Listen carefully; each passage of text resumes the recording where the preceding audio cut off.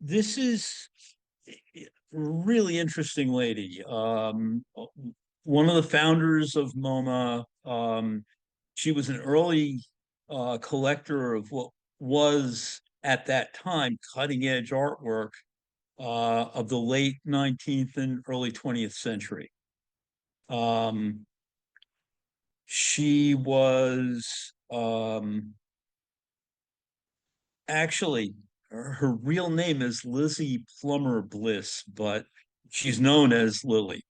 Um, and she was really a very generous patron. Um,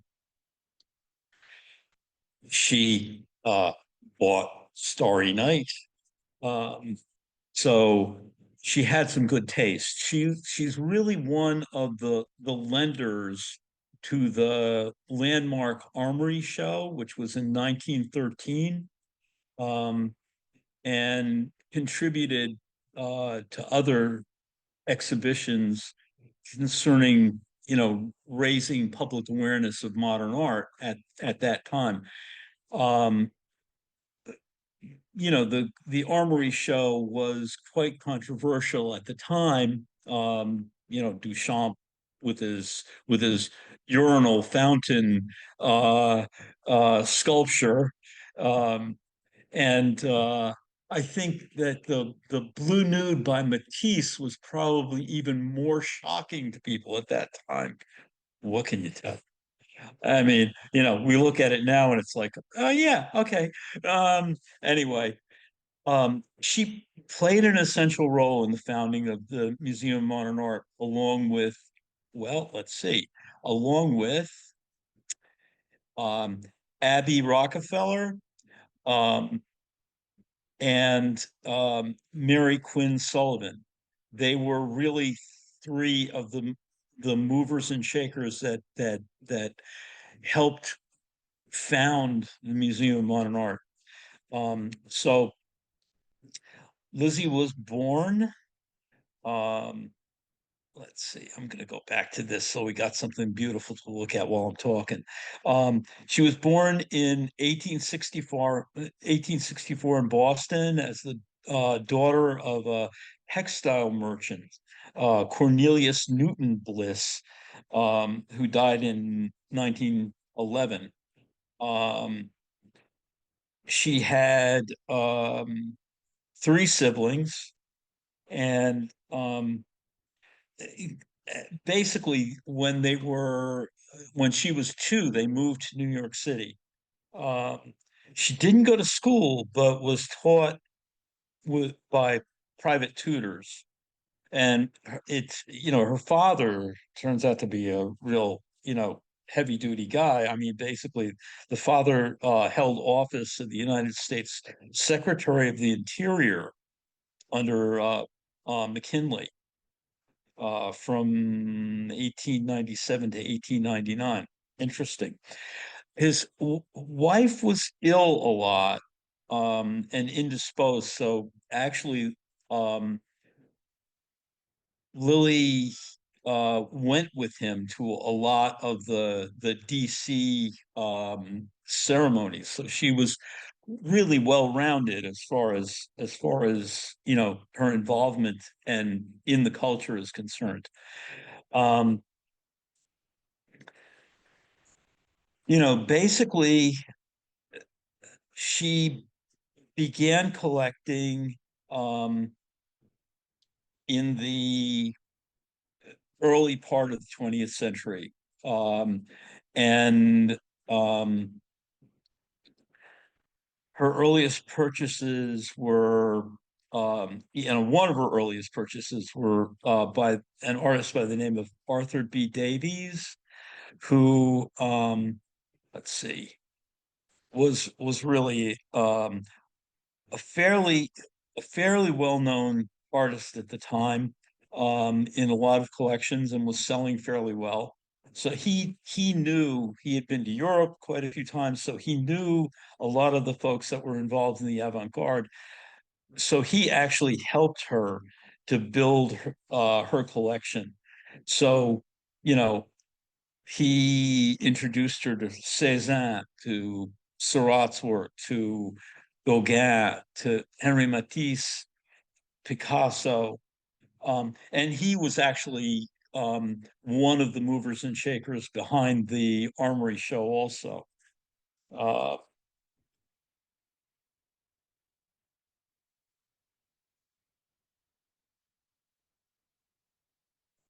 so over the years, she really acquired a lot of uh,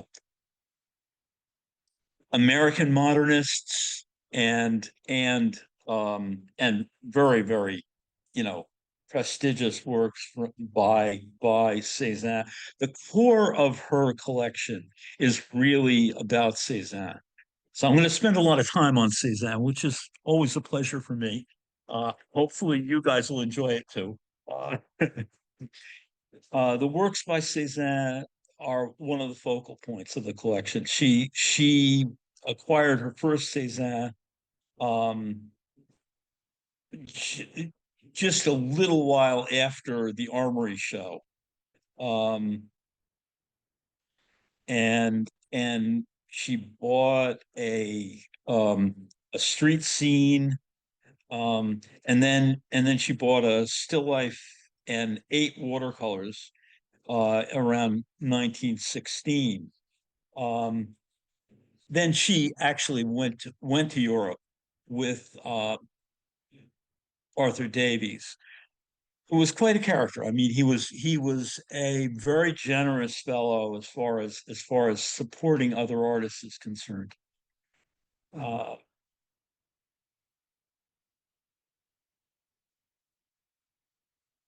so um, on their trips to Europe, he basically they bought this wonderful Monet, the Renoir that's on the right, um, a really terrific Degas landscape with horses. These were her kind of early acquisitions. And speaking of that, here's the Degas. Uh, it's a really terrific landscape.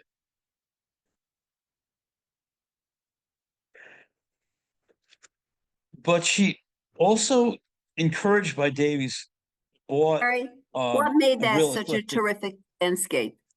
What? What made What that? made that? Well, Yeah, because that's what I like to know. it When it, you it say is um a very interesting combination of abstraction and figuration. Um, the structure of the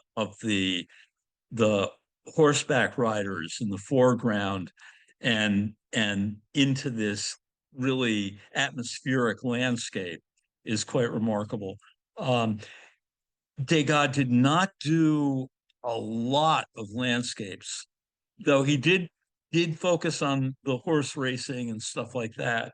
And what landscapes he did do were really marvelous pieces, very limited palette, and texturally interesting in his approach. Very inventive. These were not painted plein air. These were painted from memory or photographs. He was an avid photographer, so he would put things together back in the studio. that's amazing. Yeah. That's amazing. So Thank you. yeah, one of the other commitments that um, Bliss had made was to buy kind of um, a the American modernists. So this is a wonderful little watercolor by Pendergast. Prendergast was a really terrific watercolorist, and she bought a number of these. Um,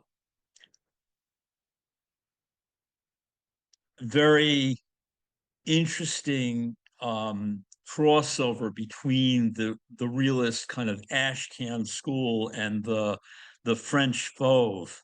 Um, these really rich, vivid colors and broad marks. Um, okay. And she, of course, basically bought an eclectic mix of kind of light-filled, challenging works. The technique of pointillism was something which was revolutionary in its time.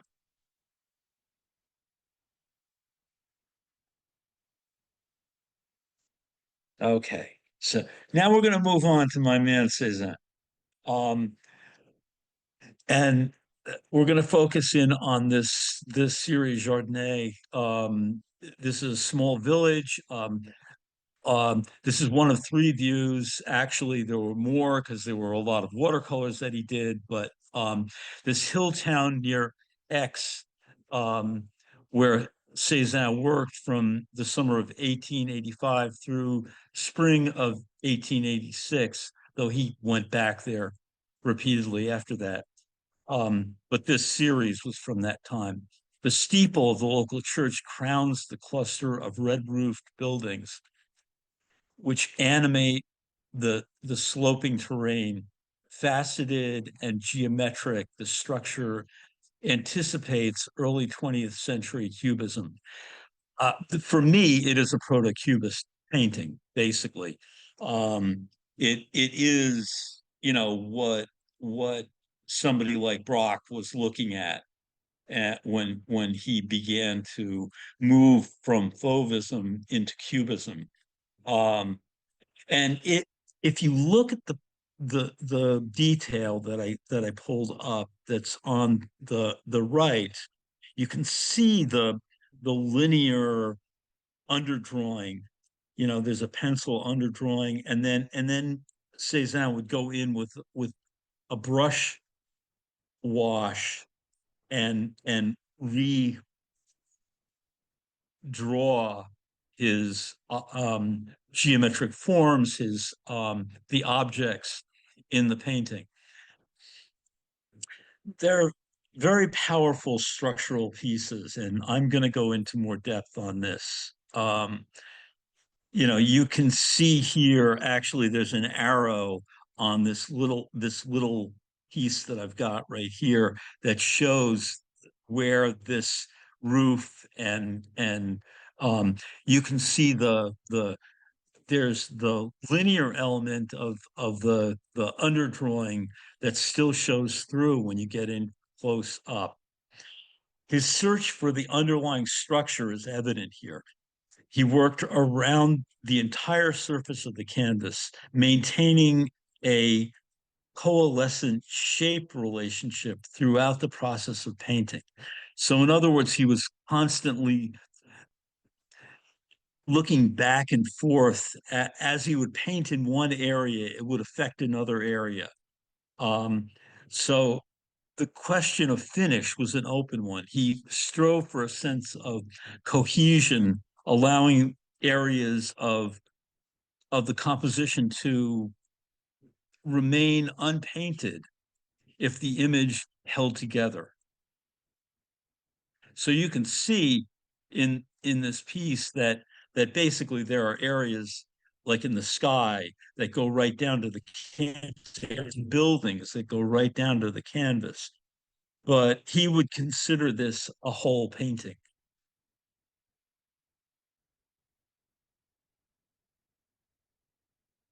And again, you can see, you know, the linear element and the brush marks and all that are really the thinking process of an artist. That's what you're seeing here. You're seeing him revising and rethinking and redrawing, and he leaves those footprints behind for us to follow.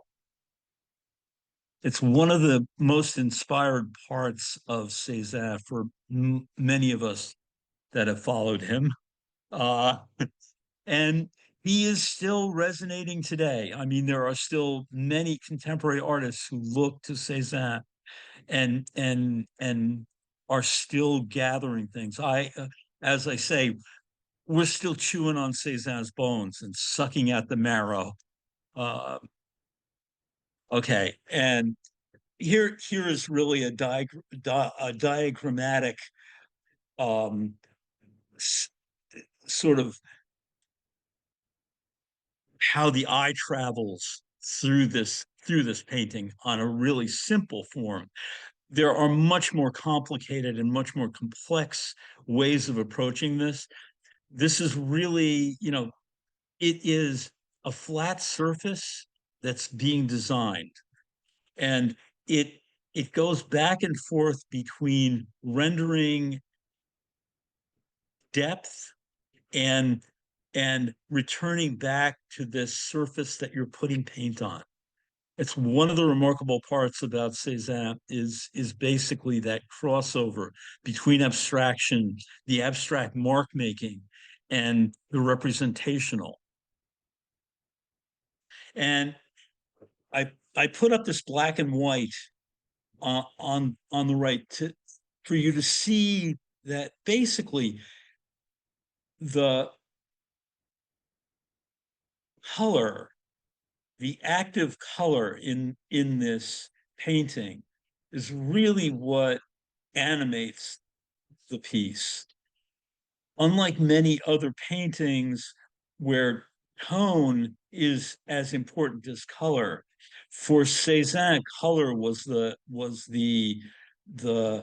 motivating factor. It was the underlying force.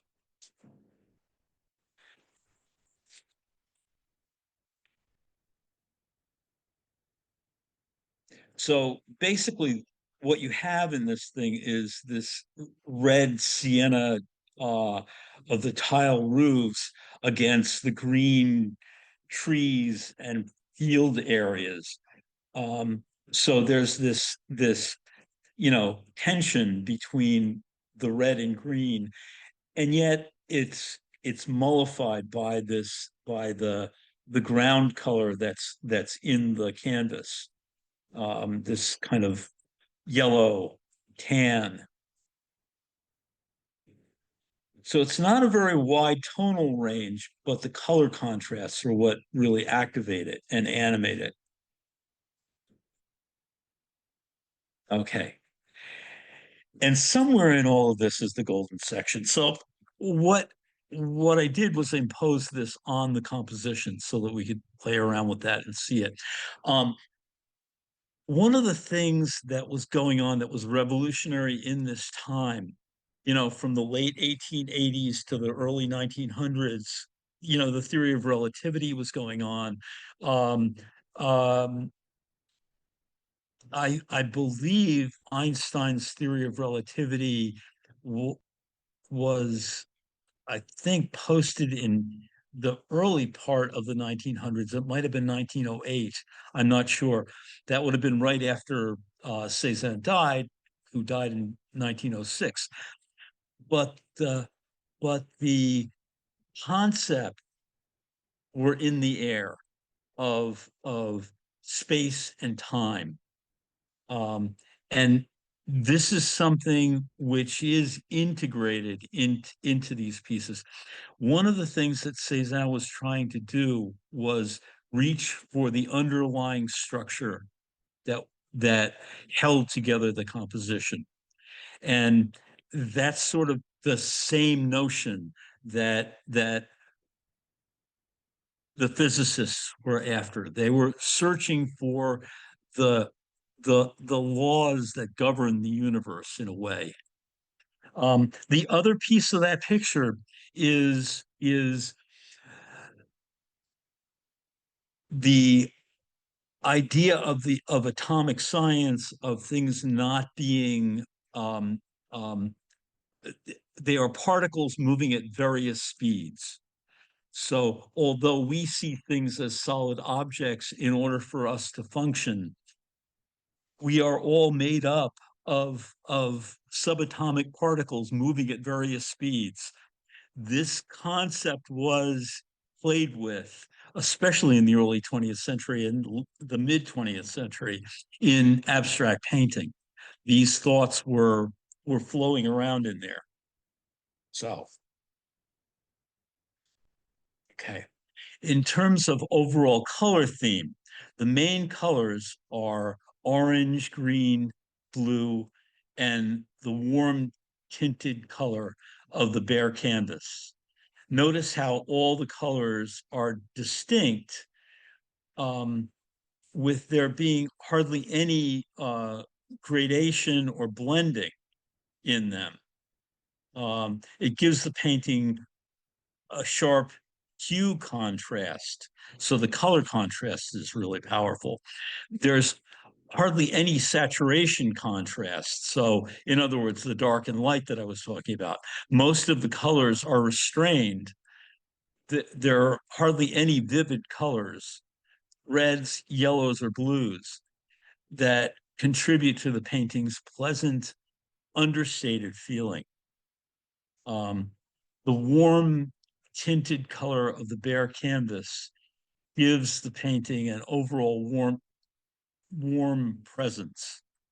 You can almost feel the warmth of the sunlight basking over the city, bouncing off the roofs.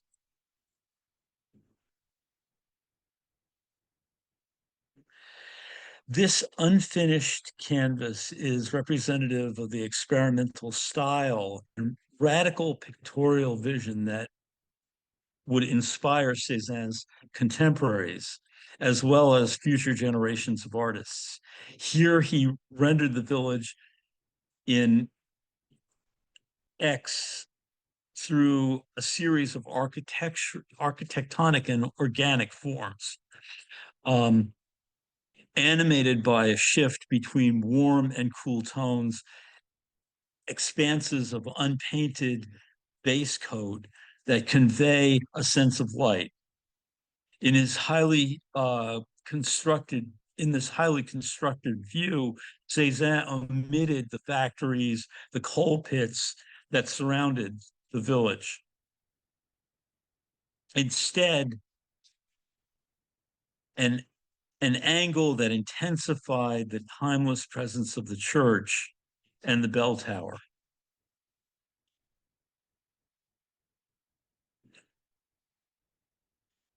Okay. The painter gives concrete expression to his sensations, his perceptions, by means of line and color. Cézanne wrote to the younger artist, Emile Bernard. Throughout his decades-long career, he dedicated himself to the task of continuously experimenting with his materials and techniques in an effort to record his sensations on paper and canvas, returning consistently to the same repertoire of familiar subjects. Cézanne depicted long views and close details of the natural landscape, arrangements of fruit and kitchen utensils, portraits of himself and his family members, and individuals and groups of bathers. These works reveal an innovative technical means by which the artist achieved his vision, the repetition and transformations that realize a composition, the purposeful elements of unfinished and suggested contingencies of perception, the searching multiple lines that together describe form through these efforts to represent the world around him. Cézanne pushed the boundaries of seeing, paving the way for further developments in abstraction in the 20th century. And this wonderful watercolor is just a great example of that wavering, searching line, that kind of sinuous brushwork. Cézanne's watercolors breathe, they emerge and dissolve into the page. You can tell I like Cézanne a bit. Cézanne's innovative approach is apparent in the milk can and apples. the basically um, the colored parallel brush strokes. Um, uh, he exaggerates the tilt of the sideboard to emphasize the two-dimensional nature of the picture plane of the surface. Um, the result is the material weight of the objects encountered from life exposed the reality of the composition as a work of art. In other words, the materiality was always, it's kind of like the wall in acting, where you're kind of revealing that this is a play that you're watching. And at the same time, it's an engrossing story that you're pulled into. So the surface mark making reveals the materiality of this stuff that he's using to create this image. Fruits love to have their portraits painted. They sit there and apologize for changing color. So again, I put these arrows in to show the shifting of the tabletop. And basically, I could have gone into a lot more depth in this because each one of these pieces of fruit are placed there very consciously. He would use little stacks of coins to get just the right axial tip on the piece of fruit so it would move the eye through the composition. He would take sometimes up to a week just to set up these pieces of fruit that would apologize for changing color. um, the tipping of the axial perspective, the movement through the composition. Let me go here. I did a diagram. Now, this is a symmetrical imposition on what is an asymmetrical composition. One of the things that somebody like Della Francesca worked with in the early Renaissance was these mathematical formulas to create um, uh, perspectival spaces and the space between figures, where Cézanne was much more interested in the the structural relationship between the objects in the still life and the tension that could be created in that format. So there's an asymmetry to what he was working with, but there's still this rhythmic golden section somewhere buried in this piece. Okay. Um, what I wanted was to make Impressionism solid and durable, like the art of the museums. Cézanne sought to unite the Impressionists' direct observational approach with a sense of structure and solidity of the classical compositions as he worked. Basically he went to the Louvre all the time and he drew from the masters. So he wanted to take that out into nature and organize those rather random experiences of being out there in nature. How do you find the organizational underpinnings of nature or create them?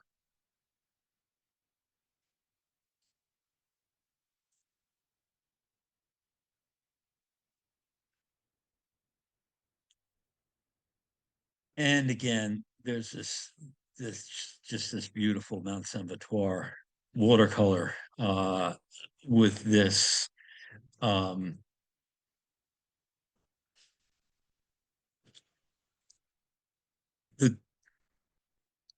searching line, and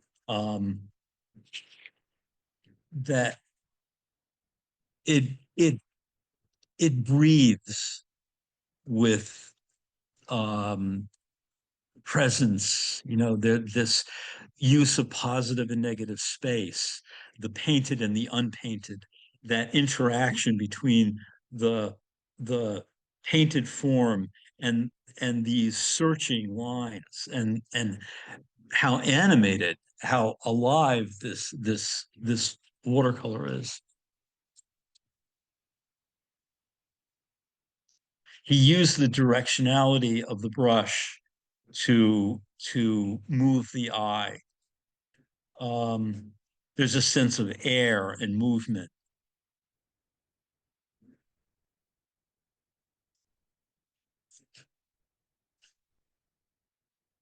Okay. Gauguin, Renoir, Manet, Degas all owned Cézannes. They had them in their collections. Um,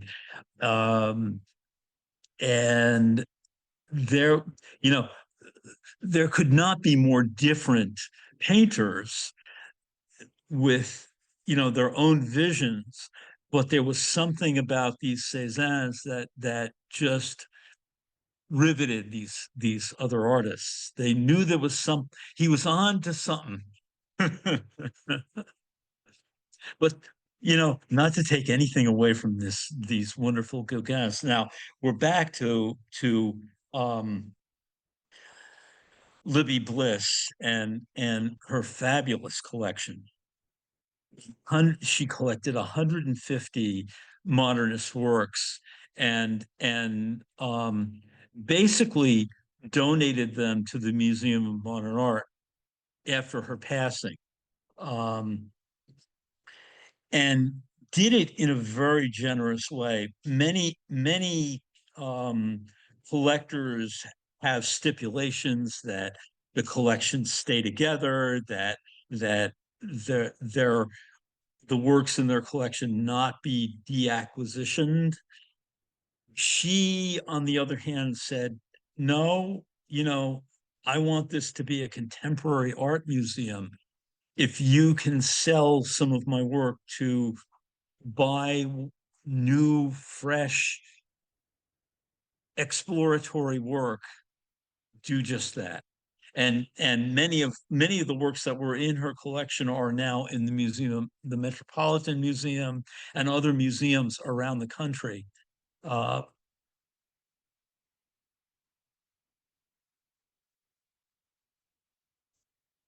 Cézanne did look at the old masters. He looked at Daumier, and really, took in what was going on there, the kind of naturalness. Basically before this time, it was all this kind of historical painting. There's mythological characters and religious stuff going on. Daumier and someone like Corot, the generation before Cézanne, started to explore more um, uh, everyday genre. Um, so he admired Daumier.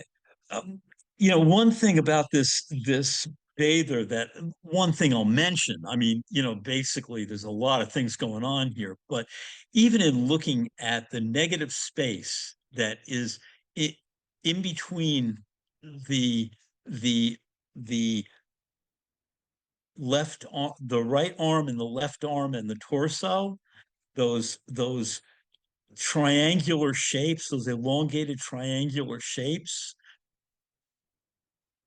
the the leg that's thrust forward, and that bigger triangle in the left arm really thrusts that arm forward, and that little triangle on the right arm really pushes it back. They are there's also the nipples on the chest of this character are off center. They're off the mark. One's lower than the other. pressing down along with that leg into the foreground, and the other one presses back and is up. Really interesting, use of distortion that goes on in there. And it was not left unseen on the part of artists that followed, like Picasso. Uh, and in this case, a little bit of de Kooning. These wild limbs flying in and out of connection to figures. Uh, and again,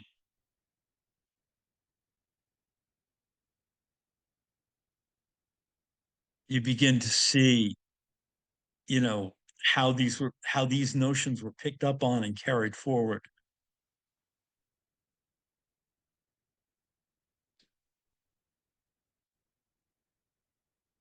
After his death, there was a major retrospective of his paintings. I believe it was 1906. And so Picasso and Matisse would have both seen this um, wonderful exhibition and were really just dumbfounded by it. Picasso's Woman in White is a masterpiece of neoclassical period. This is now in the possession of the Metropolitan Museum, um, but it was donated to the Museum of Modern Art originally. Um, Here, the artist depicts the seated figure in a dreamlike vision of fragile perfection and refinement. He achieves this effect through the application of several layers of whitewash and superimposed contours in soft shades of brown and gray. As in many of his other figures of this period, the idealized treatment of her facial features reflects Picasso's study of classical art. Her informal pose, along with the loose-fitting, almost diaphanous, however you pronounce that word, um, dress, just give the figure a gentle and relaxed air. Muted colors, basically after this very vibrant and brutal period in the cubist, from '07 to the teens.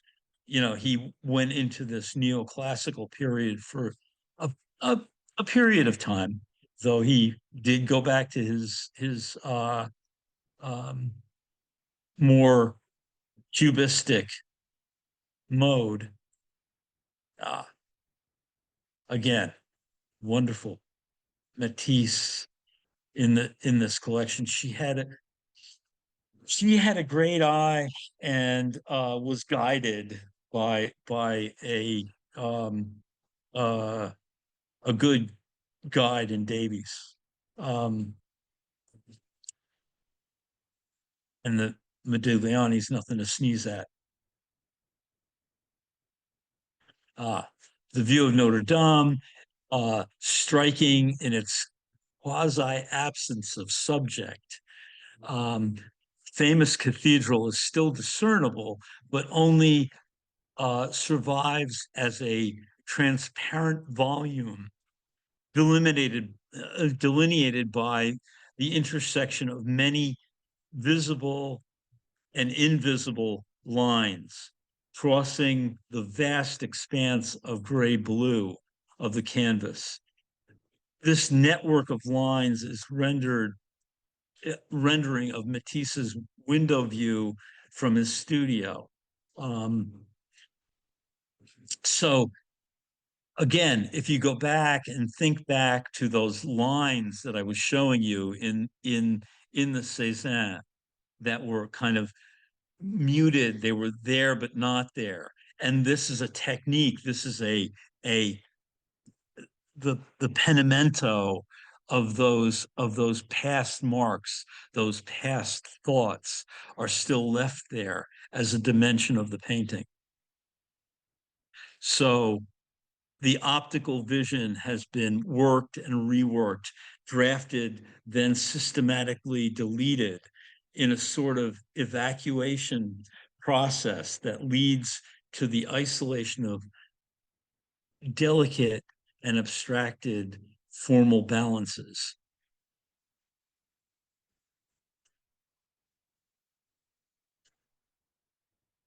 If you're at all familiar with Richard Diebenkorn's abstract paintings, this is so much uh, a Diebenkorn.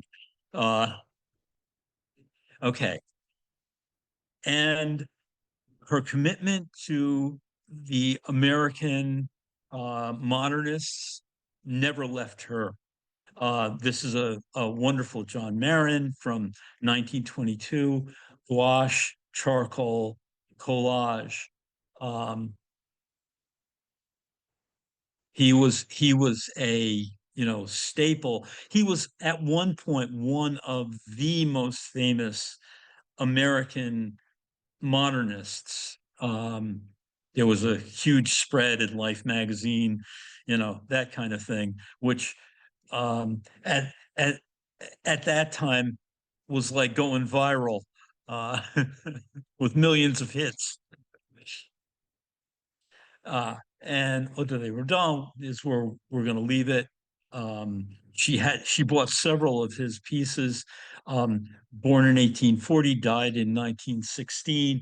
A symbolist, the mysticism, the Satanism, piety, the extreme asceticism of his period were mingled and transmuted and refined in his visionary work. Rodin's Redon, wait a minute, Odile Redon, um, brilliant, arbitrary color, his expressionist draftsmanship were influential upon painters of the 20th century in their war against naturalism um, of the previous period. Fantastic character of his imagination anticipated the exploration of the subconscious in the surrealists. And that is the story of Lillie P. Bliss's collection, which is coming to the Museum of Modern Art November 17th and will be there until March of 2025. So Whoa, if there are any questions, I'd be happy to answer them, but wait, there's two things in chat. Oh, okay. Yeah. All right. So, Larry, thank you very much. And thank you all for okay. coming. And it'll be a beautiful weekend, I think. And maybe hopefully we'll get some rain. I know it won't be beautiful, but we need the rain. So have a nice day, everyone. And go Okay. out now. Bye. Okay. Bye-bye.